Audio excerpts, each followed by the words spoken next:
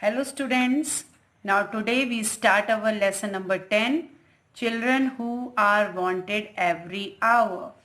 This one is a poem, and before starting a poem there is some questions like, are you physically strong? Are you mentally fit? And do you think that you are always ready to work? So you have to give the answers of these questions. So first I read this poem. Children of spirit, children of will, children of muscle, brain and power, fit to cope with anything, these are wanted every hour. Not the weak and weaning drones who our troubles magnify, nor the watchwords of I can't, but the nobler one I will try. Do whatever you have to do with a true and earnest zeal. Bend your sinews to the task.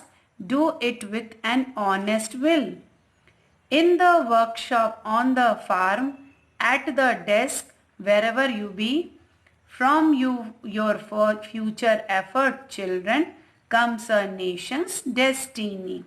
So students, this one is the poem, Children Who Are Wanted Every Hour. So you look here in the first paragraph. First I explain you the rhyming of that poem. The will is the last word of first line and power is the last word of second line. Did both the words are rhyme with each other? No.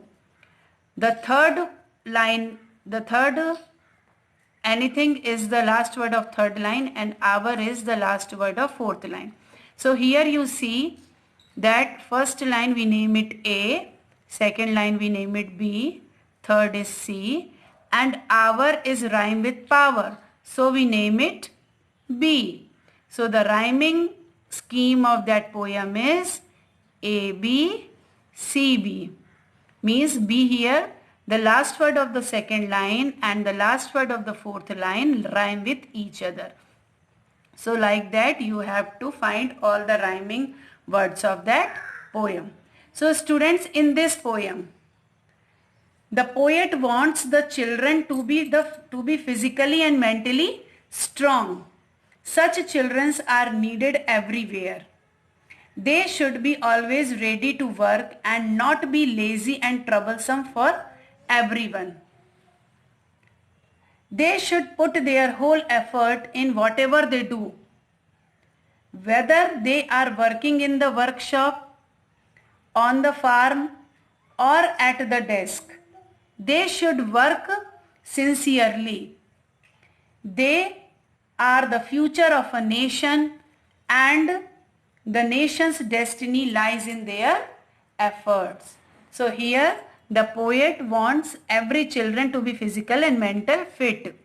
So students, I hope you would understand that poem. So your homework is to read this poem with their rhyming and find all the rhyming words in the poem which comes, and learn the glossary of that lesson. All the words and the glossary of that lesson you have to learn it.